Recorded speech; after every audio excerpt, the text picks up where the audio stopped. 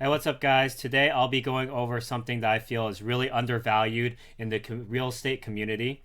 Everyone's so focused on finding the right deal, right? But to find the right deal, it starts with having the right network. And so, network is highly undervalued in the real estate community nowadays. In fact, there's this idea, and it's true, your network is your net worth.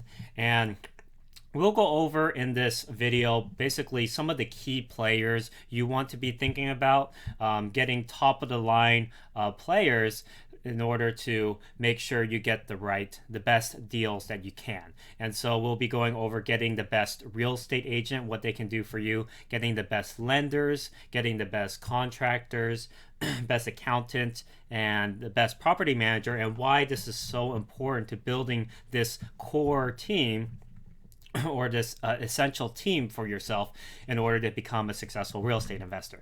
So let's start with the top of the line real estate agent. A top of the line real estate agent can get you more deals. They'll find deals that are off market, not on the MLS. They'll know your criteria, what you're looking for. They'll know how to look for a deal that will cash flow for you as an investor. They will basically be essential to negotiating the deal and having the seller pay for a lot of the things they should be paying for, and maybe even getting you a discount on the price of the house depending on what the deal looks like, right? So that is very important. As a investor, you want to have a top of the line real estate agent. The second thing you want to have is not just one but a couple top of the line lenders that you can go to get financing.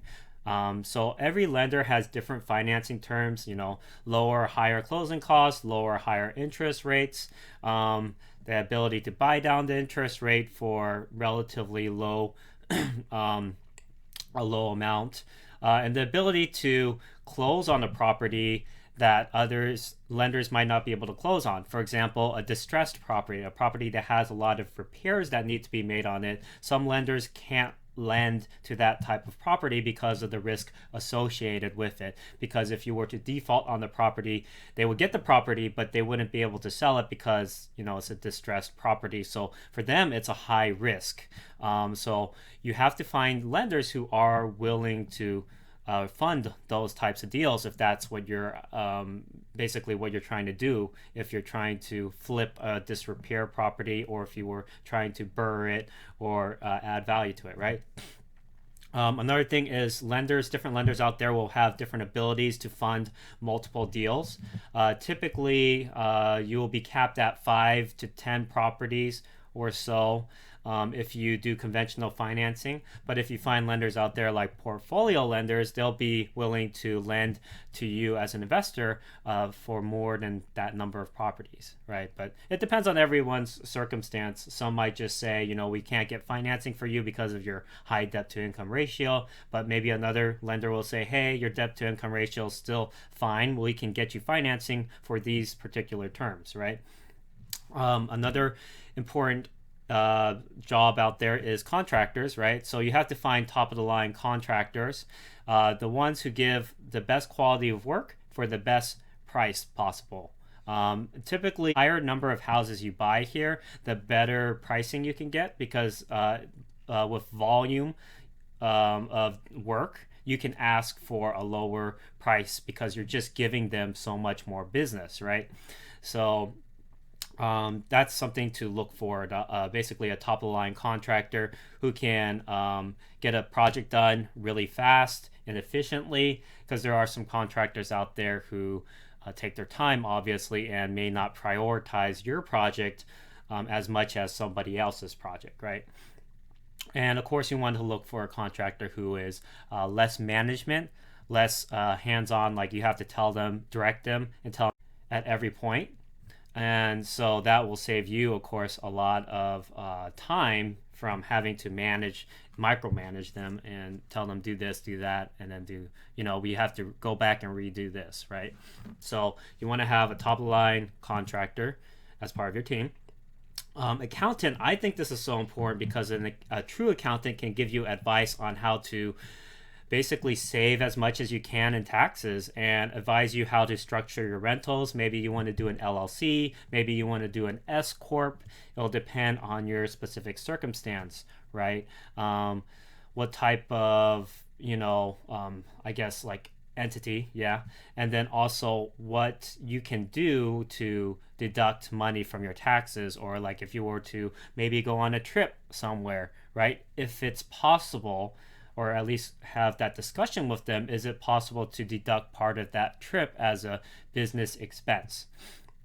And the last thing, of course, is if you don't self manage your properties. And by the way, I do self manage my properties because I want to save that extra 8 to 10% or so.